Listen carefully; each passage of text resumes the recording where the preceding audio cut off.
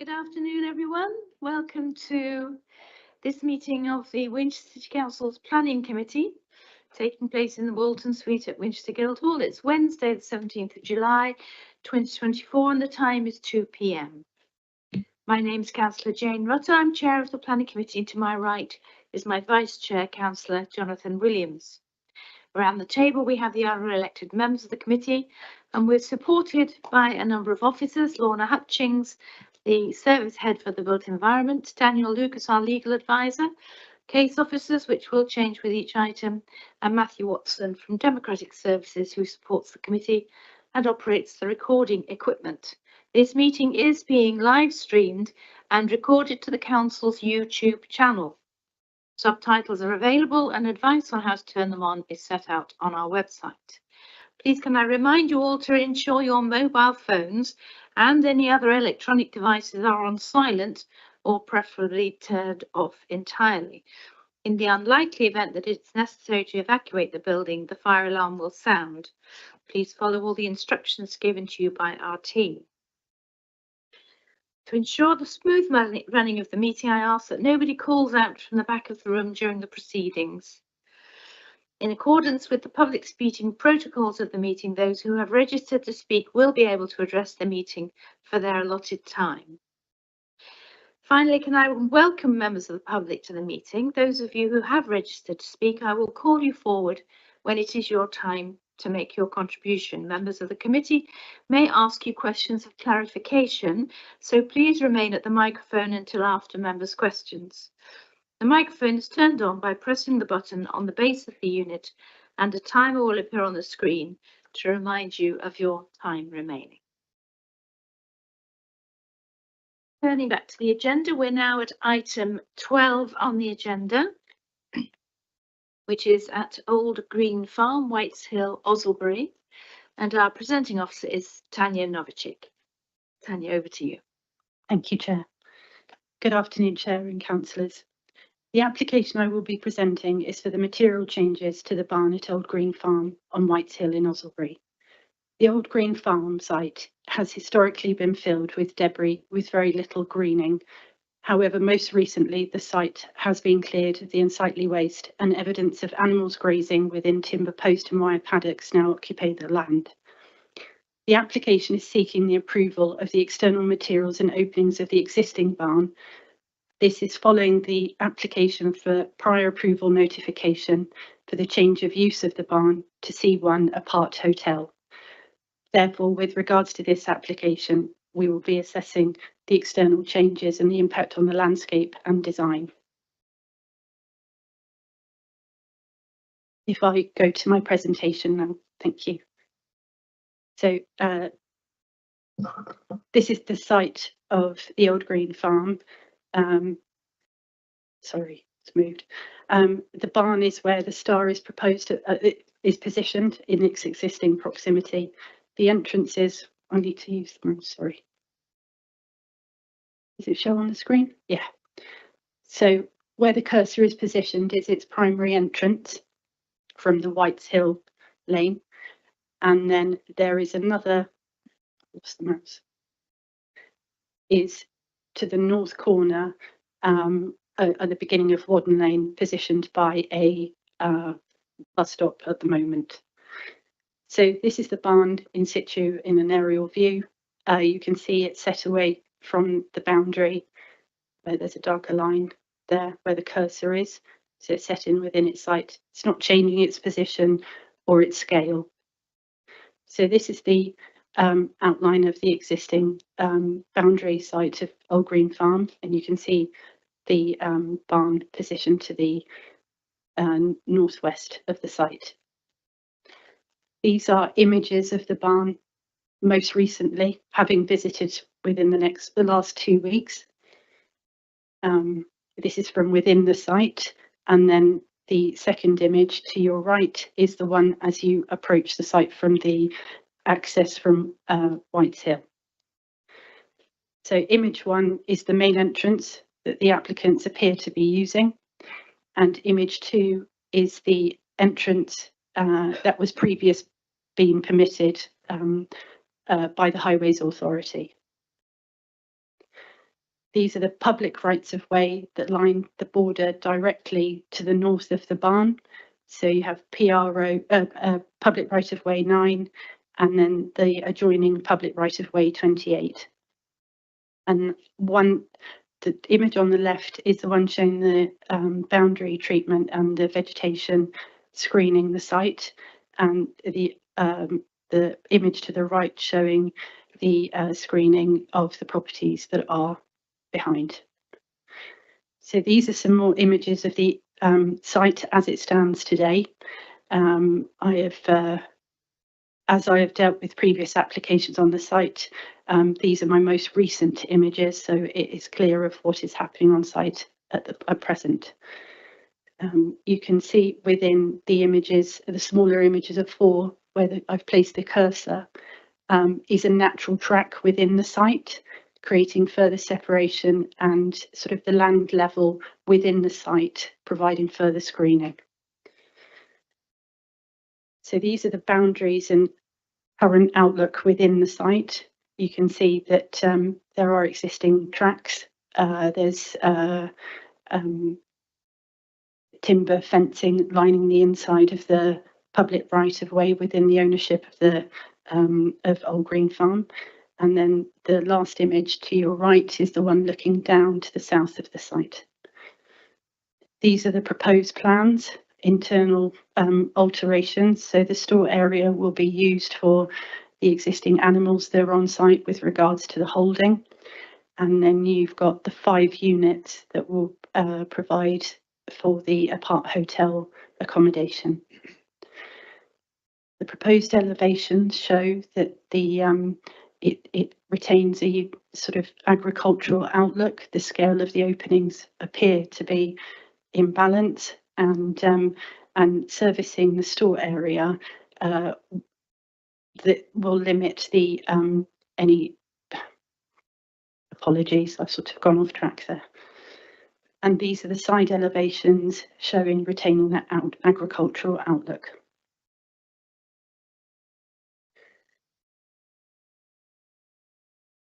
In conclusion, the use of the barn has been established through a previous application under the prior approval scheme. Therefore, the assessment has been made with regards to the impact on landscape, the design proposed, and the dark night sky. For these reasons, the application is recommended for approval as set out within the officer's report. This concludes my presentation. Thank you. Thank you very much, Tanya. We now move to the public speaking, and our first speaker is Louise Taylor, who's an objector. You have 3 minutes, Louise, from when you start speaking. There's no rush. And the microphone, you just press the button at the base of the unit. Thank you. Thank you, Chair. The planner's report overlooks the statutory purposes for national parks, specifically to conserve and enhance their natural beauty, wildlife and heritage. It applies the wrong statutory test, referring to the development as having a neutral impact, stating that the proposal is, quote, not significantly harmful to the character and appearance of the local area. Where is the assessment and summary of the benefits? This is an error in law that's open to challenge as such. The report also overlooks the very significant local concerns. Firstly, lighting and the impact on our dark skies and compliance with SD8. The current building has no visible lights. The building itself, and hence any lighting, is much more visible from surrounding properties and rights of way than either the applicant or the planning report and its selectively taken photos accept. For instance, to the south, neighbouring properties which sit below the barn, which is raised up from them, have unimpeded views of the entire building from ground to rooftop. Traffic and access. The change of use went through based on reduced traffic movements for the apart hotel, but as the comparator they used office use, which is erroneous. The site has never been used in this way. Agricultural use would have been far more appropriate. The 2 unsuitable entrances, neither benefits from pavement access. Whites Hill is a 30-mile-per-hour road, but it's a single track. The entrance sits at the top of a hill with a 14% gradient and numerous blind bends. The The second entrance next to the recently opened gate by the school bus stop is used twice daily by around 10 children, and contrary, I'm afraid, to what Tanya says, is currently being used by articulated vehicles to access the site. It's impossible to overstate the level of concern this is causing in the village at the moment.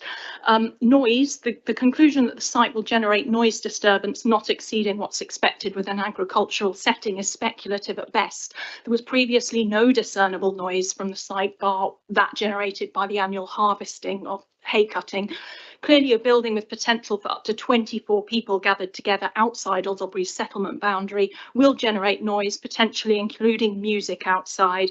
There's no attempt to preserve tranquility under SD7. We very much ask the council to reject this application, but if you're minded to approve it, we would like robust conditions. So the promised ecosystem benefits, hard and soft landscaping, drainage details, the removal or at the very least the reduction of the roof lights, sound insulation, limits on noise, so conditions prohibiting the playing of music outside, and we would like the conditions very closely monitored. The applicant has a less than stellar history as regard engagement with the planning system, as evidenced by recent enforcement investigations pertaining to unauthorised building work on site. I know that's out with your current consideration, but there is a large industrial sized polytunnel which was there for nearly 2 years before anything was done about it. Thank you. Well done for sticking within the 3 minutes. Thank you very much. Members, do we have any questions of clarification for Mrs. Taylor? I think you were very comprehensive and made your objections very clear. Thank you very much indeed. Thank you. Okay, we now move to the supporter, Jacob Goodenough. Welcome. And you also have 3 minutes from when you start speaking, and you know how to turn on the microphone. Thank you. Good afternoon. Thank you for the opportunity to address you today. Firstly, as the officer has outlined, this proposal relates only to the physical works to the building following the earlier grant of planning permission for its use. This means that the fundamental decision to use the building has already been made and approved by the local planning authority. Your consideration today is therefore only in respect to the physical appearance of the building.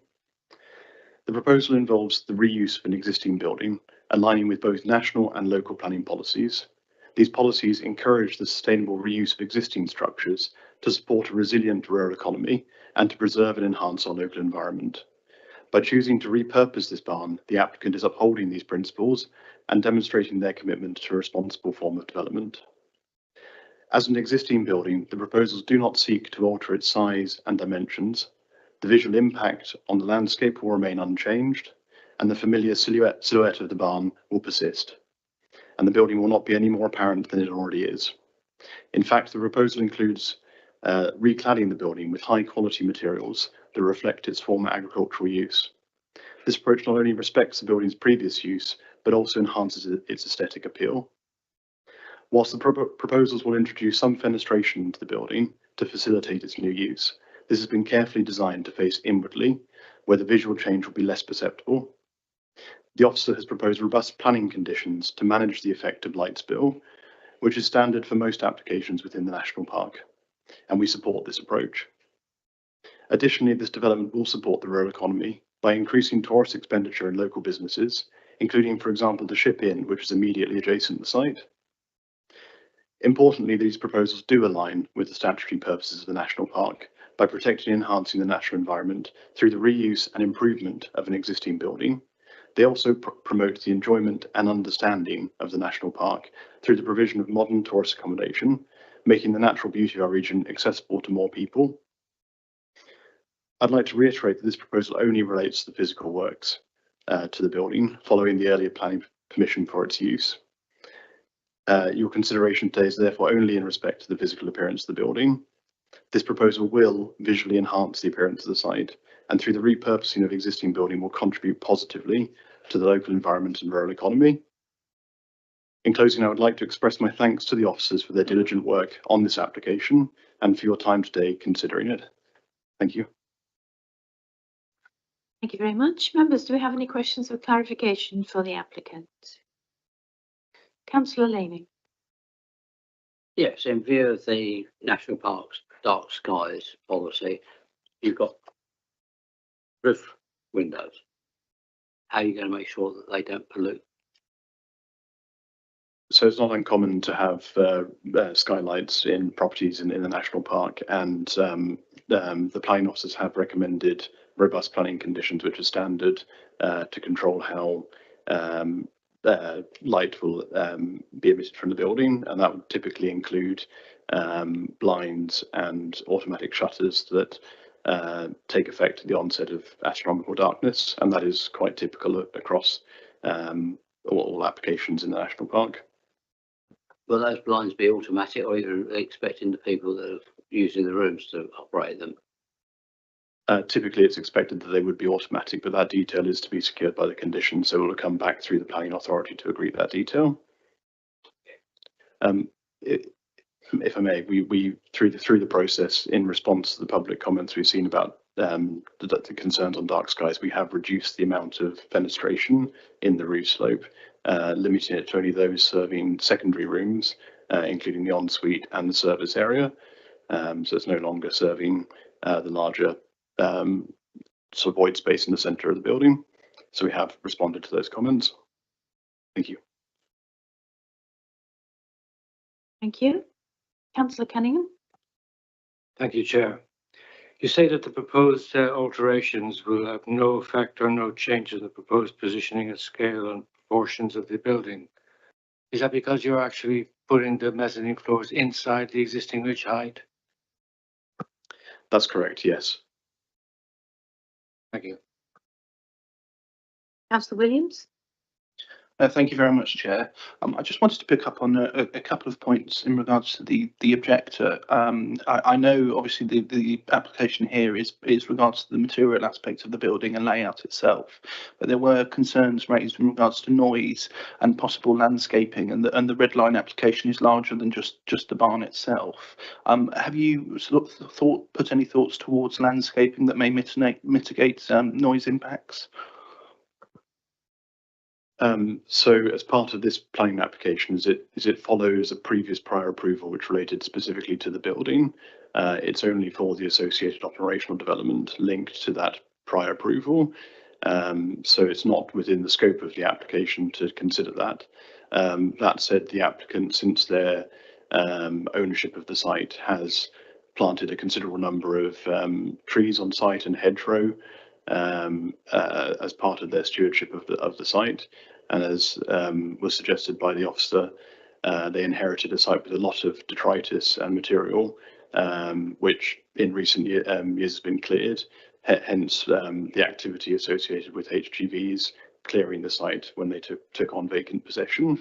But very much their intention is to plant rewild where possible and run it as a small holding with the supplementary business for tourist accommodation. Can I ask about the access for the apart hotel? So there are two accesses at the moment, but I believe that only one will be used for servicing this building, which is the one, is that the one down the side rather than one at the bus stop? Is that right? That is my understanding, yes. Okay, any more questions of clarification? Thank you very much indeed for your time. Thank you. I'd like to return to your seat. Tanya, did you want to update us on anything following that, or? Thank you, Chair. I'd just like to say the amendment on the application removed all the skylights to the, if I just put up the drawings, to the elevation where my cursor is, sorry, to that elevation, there were a series of roof lights applied, which, following the comments that were received and discussions with the agent, those were omitted from the roof form, therefore reducing any upward glare. And with regards to the access, if I'm able to just clarify, the established accesses onto the site were approved through the Highways Authority and weren't under the applications that I've subsequently dealt with. And that was further discussion with the Highways Officer were pursued by myself following the level of objections raised and concerns to clarify how that was established and when it was established. So I'd just like to say that that wasn't part of this application and it was already in situ prior to me taking on the application. Thank you. But nevertheless, the applicant considers that he's not going to be using the one by the bus stop. Is that right? Thank you, Chair. It appears that they are in continual use of that access onto the Whites Hill. Yes. Okay. So members, general questions on all the report, please, to our officer, if you have any. Can I ask, was landscaping part of the original application? There were no landscaping applications. They were all prior approval applications for the change of use of the barn. Which is National Planning Policy Framework Policy, isn't it? It's the general permitted development right. General permitted development right. So not actually Winchester's policies directly, just No. something that's imposed on Yes. us from government. Unfortunately, we don't get a lot of say. Yeah. Okay, thank you. Just thought I'd make that point. Okay, if there are no questions, we will move to debate. Councillor Williams. Thank you very much, Chair. I know this application has already got approved C1 use, which we're not looking at today, and only looking at the materials and internal layouts of the barn itself. So I'm quite content with that application as is, and welcome the conditions, specifically condition 4 and 5, to mitigate the light pollution to meet the dark skies policy of the South Downs National Park, as well as the amended condition 6 with the ecosystem statement. However, I do have some concerns in regards to the noise impacts raised by the objectors.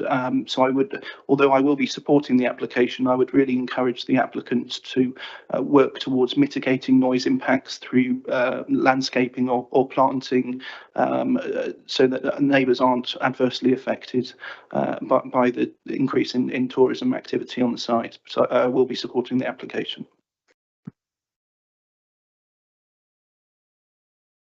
So we move to the decision, and this application is recommended for approval. Can I see all those in favour of permitting this application, please? Thank you very much. So that is approved. Thank you. We'll have a slight pause whilst we swap over the presenting officers. Thank you.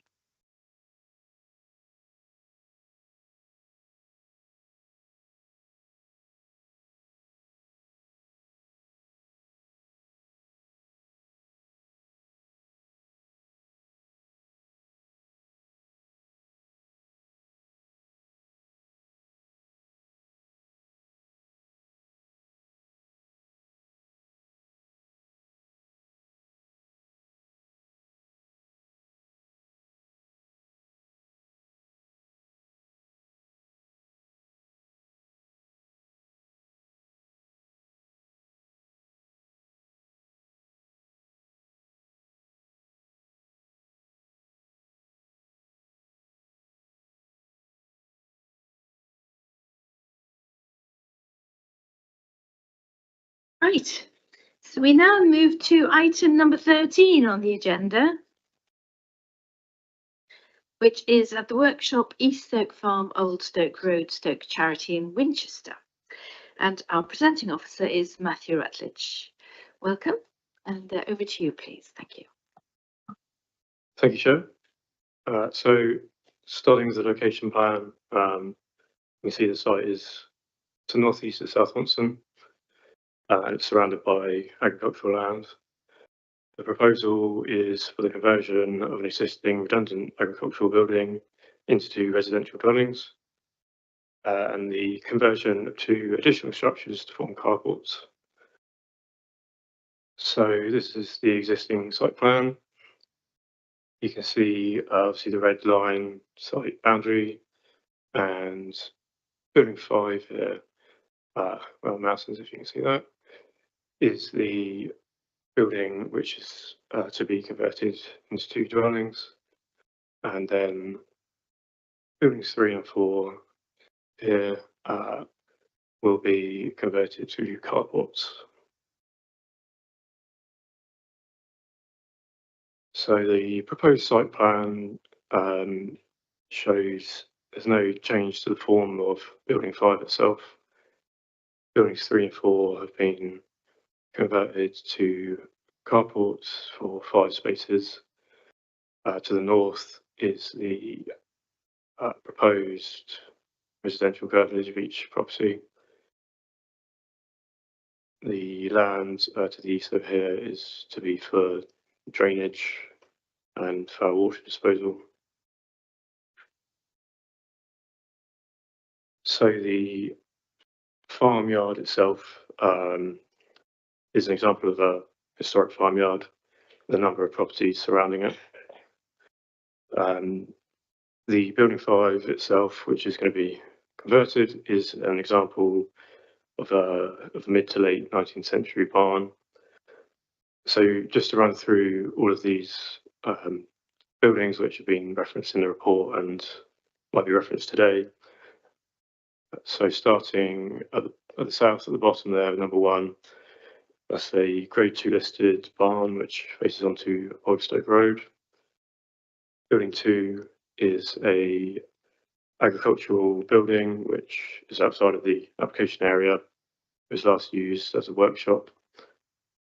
Buildings 3 and 4, which are to become the carport, again they were last used for commercial purposes as workshops. They are not considered to have any sort of architectural or historical value. They're just built of concrete blocks with a corrugated roof. Building 5, which is to become the residential dwellings, that's a redundant agricultural building, a former grain storage and drying facility. It is a non-designated heritage asset and is considered to have some historic and architectural value. Building 6 at the top is a modern steel frame barn, and 7 and 8 to the east are residential dwellings, with number 7 being a listed building. And there are also another 5 residential dwellings right at the bottom there, including Oldstoke, which is also listed. So moving on to the plans, this is the existing floor plan of building 5, the main barn. And these are the proposed floor plans showing the division into 2 residential dwellings. So the proposed roof plan of building 5 and 3 and 4, which are becoming the carports.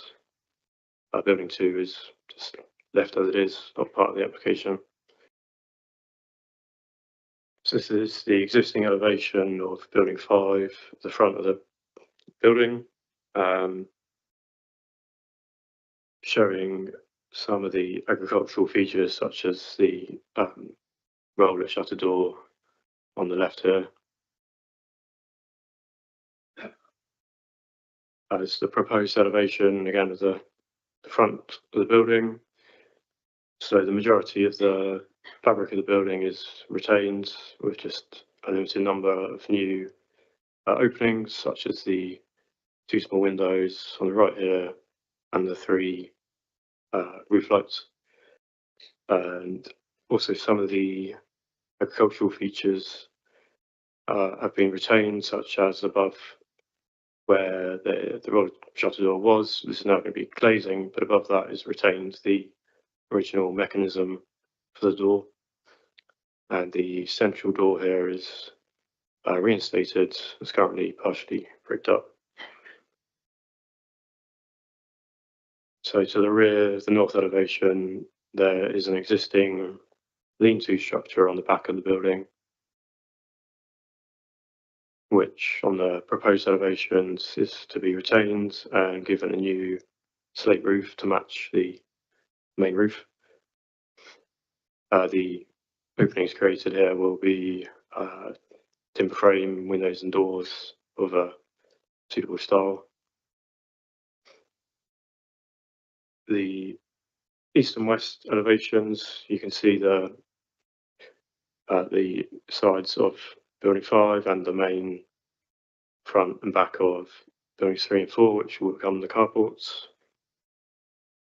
And the proposed east and west elevations of the main building, building 5, there's no additional openings created. And the proposed elevations for the carport shows that the existing rear wall of buildings 3 and 4 is to be retained, and a new oak pitch roof frame will be introduced with a slate roof and exposed rafter feet to match the existing building. The proposed landscape plan does include an area of wildflower and native planting to the front of building 5, and also a native hedge to the west here, which will screen the residential gardens and will help retain the rural character of the area. Moving on to the drainage layout, in blue you've got the surface water drainage system and soakaway, and the brown is the foul water system with a proposed package treatment plant down here to the east and the drainage field beyond that. So moving on to some photos of the site, this is the approach to the site looking towards the north and looking towards the south. Just looking east into the farmyard, you can see the red brick and pitch roof of building 5 and buildings 3 and 4 just to the right of that. This is the front elevation of building 5. So just to highlight some of the features that give it the architectural merit mentioned is the red brick, which is laid in an English bond pattern, and the slate roof and the exposed rafter feet. You can also see the roller shutter door and the mechanism above that.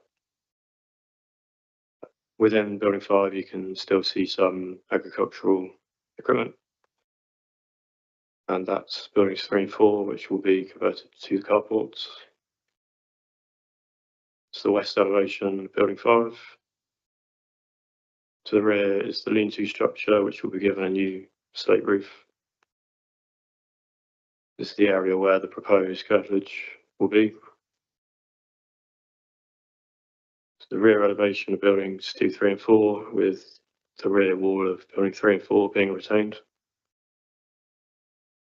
And this is the land to the east, which will be used for the package treatment plant and the drainage field. And then this is the view south from building 5. You can see the residential buildings here, and then on the right is building 1, the agricultural listed barn. So having considered the various planning considerations as detailed in the report, we are of the opinion that the principal development is acceptable and the recommendation is for approval. Thank you. Thank you very much, Matthew. Right, we now move to the public speaking on this application. And first we have the objector, Michael Collett. If you'd like to step forward, Mr. Collett, welcome. As I said earlier, the microphone is switched on by just pressing the button on the base unit.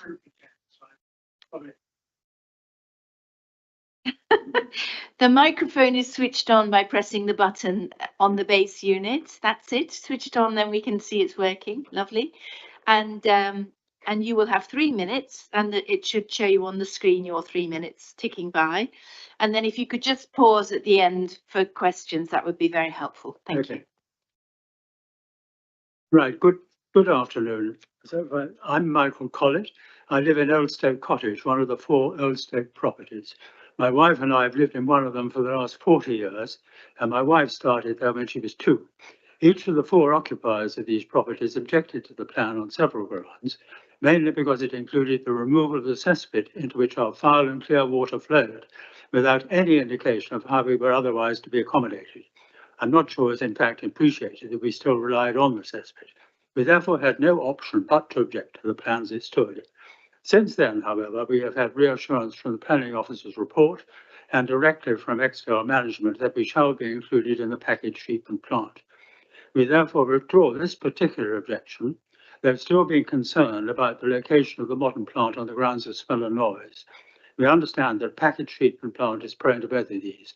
Our cottage, wrongly described in the plan documents as commercial, faces directly towards the intended location of the plant as well as towards the proposed new development. Our other main concern is the traffic situation.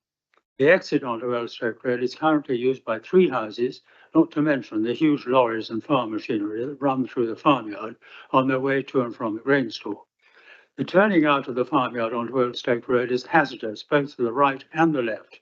About 80 yards to the north of the turning is the brow of a hill, which you've seen on there, over which many vehicles travelling south speed at 70 miles an hour plus. They only have a view of the turning when they are 80 yards away, and it takes them 2.35 seconds at 70 miles an hour to travel those 80 yards. They may either hit a vehicle that is turning left or right or avoid it, maybe losing control and crashing into the hedge. In the last 20 years, there have been 3 such incidents. One, a teenager on a motorbike was tragically killed when he was unable to avoid a car turning right. The other 2 were cars that avoided a car turning right but lost control and crashed through the yew hedge outside the entrance to Earlstoke, completely demolishing the brick gate post. The council was persuaded to paint slow on the road in white either side of the hill, but that doesn't deter everyone. I know that the Highway Authority stated in its report on the site that it has no objections to the site being served by the existing access, as it is not likely to be detrimental to the highway. I don't know how closely it examined the situation, but I totally disagree with them. Although we realise that this danger won't stop the project, I and the residents of the other Earlstoke houses are very concerned about the situation. As the development would almost double the number of private cars using the turning, we are also worried that any future expansion of the site would exacerbate the problem. The other connected concern we have is that there may well be children in the new houses who will inevitably play in the farmyard. They will have to be strictly supervised so as to avoid accidents with the lorries and farm machinery traffic, which can be heavy, particularly in the summer holidays. I'm grateful to have this opportunity to express these concerns. As I have said, I and my co-objectors no longer object to the project. The farmyard has long been in need of some TLC, and I wish the project all success. It's been a peaceful hamlet here. I hope it will remain so. Thank you very much. You have come to the end of your time, so well done. Thank you. Members, do we have any questions of clarification?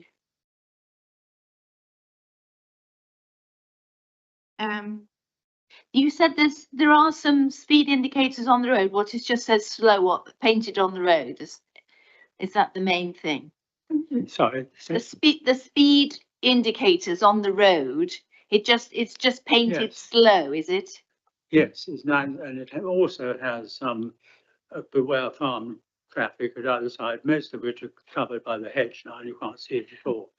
We did try when these fatal accident occurred to get the highways people to do something else, have a limit or something, but they wouldn't do it. They say that their criteria is to have 3 deaths before they actually do anything. So it's a real worry, this. I mean, I take my heart in my hands every time I go out of this turning. It's quite serious. It's South Wonston Parish, isn't it? Yes. South.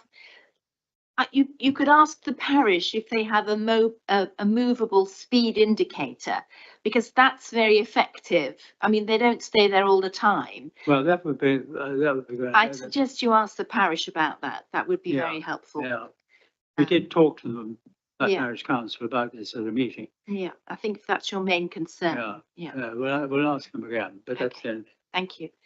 All right. Well, thank you very much for your time. If you'd like to switch off the microphone. Thank you. I just wanted to make that point very serious. Yes, indeed. Thank you. Yeah.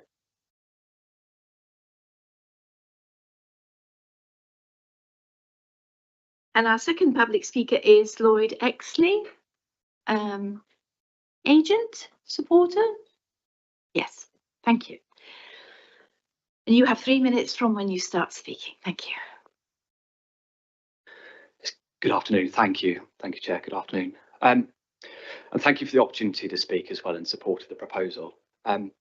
Firstly, just like to thank Case Officer Matthew and indeed his predecessor for working cooperatively and positively with us. I think it's been quite a positive process for us. And you know, I feel like that is quite clearly reflected both in the report and the recommendation that you have in front of you, as well as the application itself. I would briefly address Mr. Collett's objections in his comments. I mean, it is notable that there were only 6 addresses objecting to this application. Of those, 3 of those immediately adjoin the site and they're visible on the screen. You know, they're probably part of the original farm complex that has since been subdivided. I completely understand those comments. I have no doubt that if I was in a similar situation, I would probably be making the same comments. You know, nobody particularly wants development near them, and I understand that. At the same time, those comments are not supported by the council specialists, all of whom are satisfied with the proposal as it stands. In particular, we've spoken about traffic. The application is supported by a speed survey on that road, along with a transport statement, all of the usual things that we would expect in relation to this kind of application. And again, suffice to say that the highways officer, the case officer, both satisfied. At no point have any concerns, certainly no reason for refusal been raised on a highways ground. I'd also just briefly draw your attention to the Class Q fallback position, which is referenced in the report. As an agricultural building which is not listed, it benefits from permitted development rights. What would the results of refusing this application be? Well, the buildings can still be converted into residences. However, the spatial limitations of permitted development mean that the result would be less desirable in terms of not just gardens and parking, the physical design of the building, the layout, the setting for the barns. It would be a compromise on all fronts. That's why we chose to submit a full planning application instead. As hopefully the application in front of you demonstrates, the outcome is far, far better as a result. It's more attractive, it's a more appropriate solution. So as you'll hopefully see from the recommendation, this is a really well thought out proposal. The recommendation before the committee is unequivocal. The proposal to convert the buildings not only acceptable on all points, but is actually a better outcome than any of the alternatives that might be considered. Conversely, the implications of not accepting this proposal are detrimental both to the building and to the site itself. So in that context, I hope that you can endorse your officer's recommendation and approve the application. I'd like to thank you. Thank you very much, and well stuck to your time. Members, do we have any questions of clarification for Mr. Exley? The objector pointed out that it's still a busy farm yard and that there are large farm vehicles driving in and around, and that this might be a concern if families buy the homes. Can you just tell us if that was considered and what the mitigation might be? Yes, it has been considered. I don't live on the site, so I can't speak to the traffic that goes through. What I can say, and that is made clear from the application, is that agricultural use of this yard has ceased. So there is some occasional usage of building 6, which is the large barn to the north, but it is not agricultural. There is the buildings 2 and 3 are used as workshops, again not agricultural. And you know, I don't doubt that occasionally a tractor or something might pass through on the way to its other other parts of the farm. However, as I say, there is no agricultural use associated with this yard anymore. Thank you very much. No other questions, so thank you very much. You may return to your seat. Thank you. Matthew, was there anything you wanted to add following the contributions from the public? No further comments. Thank you. So members, if we have any questions on the whole report,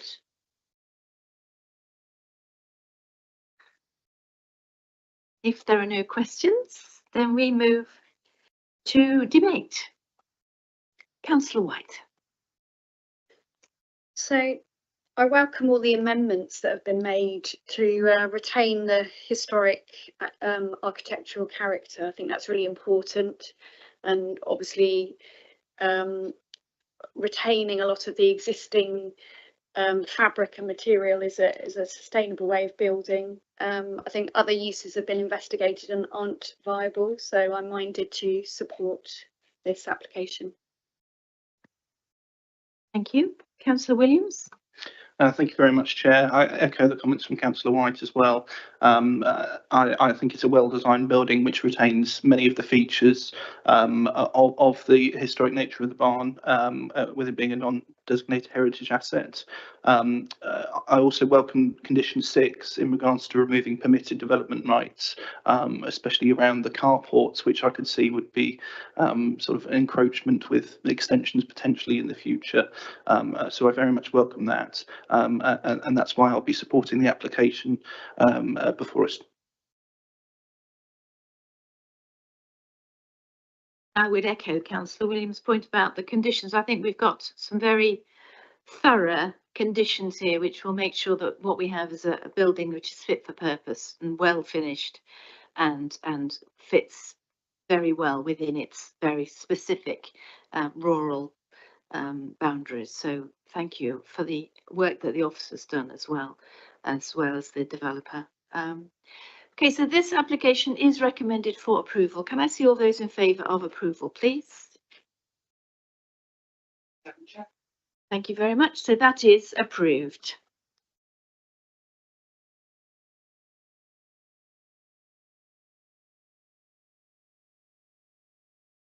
And our next item on the agenda, number 14, is a TPO application.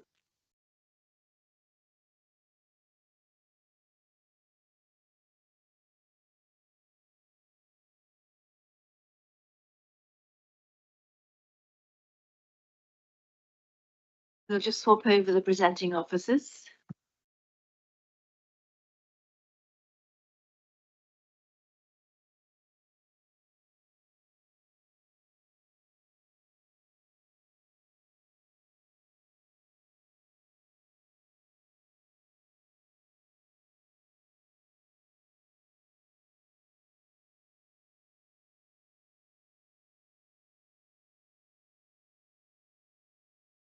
Good afternoon, Andrew. Good afternoon, Chair. And so this is a confirmation of a tree protection order on land at Greenbank Hole Lane, Curdridge. Andrew Giles is our presenting officer, and take it away, please. Thank you. Thank you, everyone. I'm standing in on behalf of John Bartlett, who's unable to attend today. I was going to go through a number of slides with relation to this TPO. So you can see, so can we get them, does the mouse move? Right. Slowly. Okay.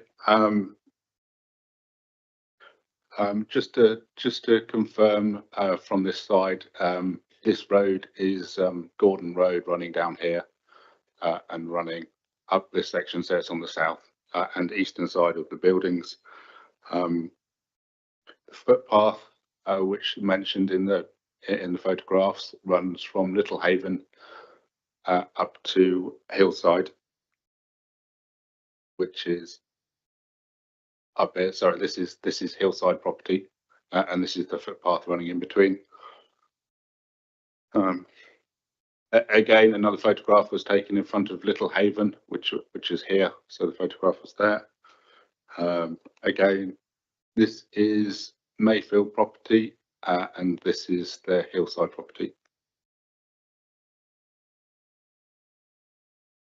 So this is the aerial photograph showing tree, the Monterey cypress, as T1. You can see there's a line of significant trees along the sort of northeastern boundary of the properties. And again, but there's not many sort of significant mature trees within the actual parcel of land between the properties.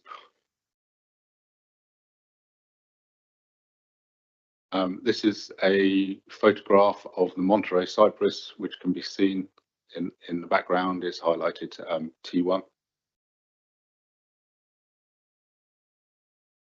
Again, this is taken from the footpath between the two properties, Little Haven and Hillside. It's quite a significant tree, as you can see. Again, this photograph is taken from Little Haven off Gordon Road. And this is outside Hillside on Hole Lane, which is the road to the north of the properties. And again, this is taken from outside the garden of Mayfield in Hole Lane.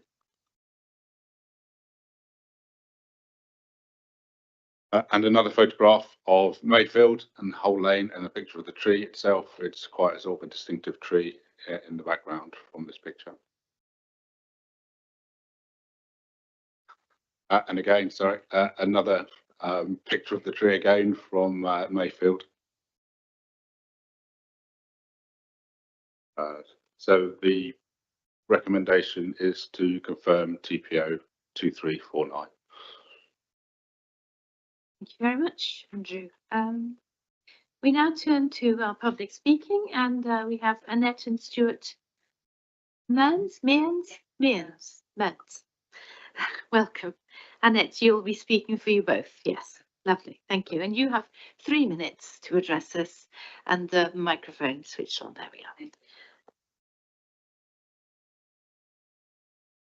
So I've got some photographs of the pictures which you've sent in on the slide itself. Would you want me to show them as well? Yeah, no problem. Okay. Good afternoon. In the guide to tree preservation, section 2, a tree preservation order is to protect trees that bring a significant amenity benefit to the local area. This we must question. However, we must point out at the beginning that no site orders were placed for this TPO in Hole Lane, Gordon Road, or at Greenbank, and the requirement by the council. This was not done. The tree in question is at Greenbank in Hole Lane, tucked away behind Gordon Road. Gordon Road is a cul-de-sac and a very steep hill. Most people access their houses by car. The view into people's gardens is not their first priority. There is very little footfall on the steep hill. The houses are close to the road. This restricts the view into the back gardens even more. The back gardens, however, are large and all have trees of size, variety and colour. Included in this are the gardens that back onto Greenbank. Hole Lane is an extension at the end of this road. It is a no-through road and a rough track with 3 houses. The tree is visible from this track, as you've seen. The footfall is even less than Gordon Road. We feel the odd glimpses of this tree hardly represent a great public amenity benefit. The tree totally dominates the houses in Hole Lane. In the garden, it is surrounded by other large conifers, 10 in total, which all grow into each other. They are becoming increasingly indistinguishable from each other. The tree has 5 enormous trunks with large canopies. The foliage is dense and solid and no light passes through it. The tree will only get bigger by its very nature. It has totally cut off our view to the south and the beautiful countryside. The tree obscures the sun from our houses in the winter months. We have now lost the solar gain which helped to offset our carbon footprint. This was a great advantage to us. How long do we have to wait for the benefits this tree will give us in carbon reduction when we can benefit immediately from solar gain? As to the future, now is the time for the tree to be carefully managed. This is what we were exploring, and even if we could afford it. Mrs. Blacknell is 80 and frail. a widow who lives at Green Bank. She has not the ability to do anything herself. She might consider selling her house in the future should she so desire.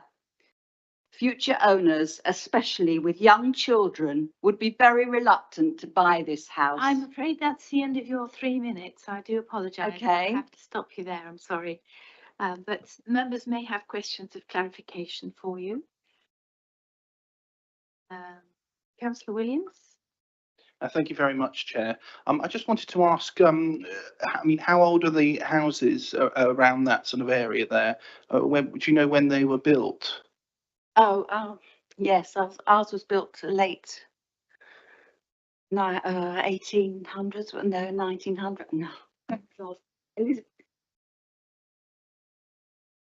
1905. Okay, thank you. Any other questions of clarification?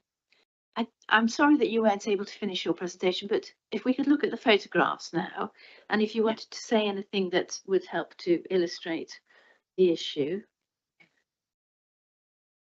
That's the tree with the 5 large trunks. That is one tree. This is the one tree we're talking about.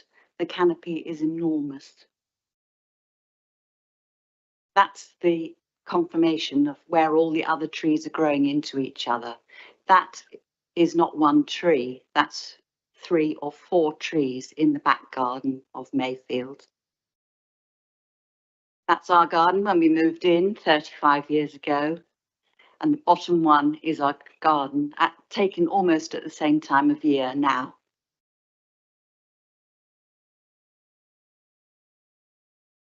Almost from the same spot.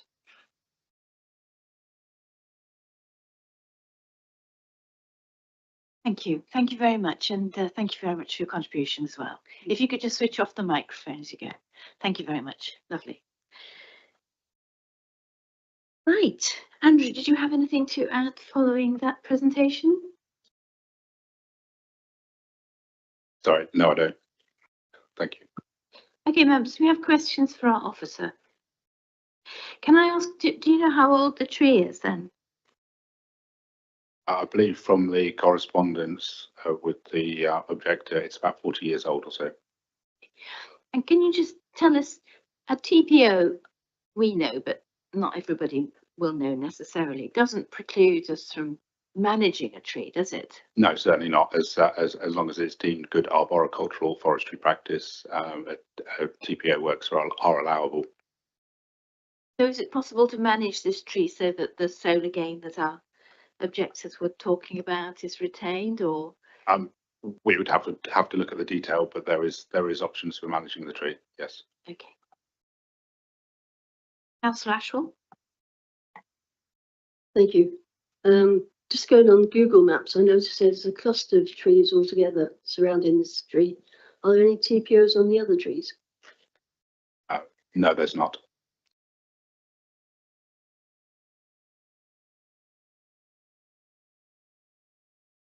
It was, on my understanding, it was only this tree which was going to be reduced, and the other trees, there was no work planned on those trees, so it was just a potential threat to this tree. If there are no more questions for our officer, any debate? Councillor Williams. Thank you very much, Chair. I believe this is quite a significant, impressive and mature tree. I do believe it has a high amenity value, not just to the local area neighbours, but the wider public through the public footpath. And to reiterate Councillor Rutter's comments, a TPO doesn't mean that, that's it, no work can be done on that tree. It's essentially protecting that tree from being felled, and we would, welcome in the future, further management of that tree through a further application. But I'm very much leaning towards supporting this TPO being placed on the tree. So I will support the officer's recommendation. So if there's no further debate, this TPO is recommended for approval. Can I see all those in favour of that, please? That's all members. So that application for a TPO is approved, confirmed. I'm sorry. You may ask the officer at the end. Thank you. Thank you very much, everybody. That's the end of today's planning committee. Our next meeting is on the 14th of August, so I look forward to seeing you all then. Thank you.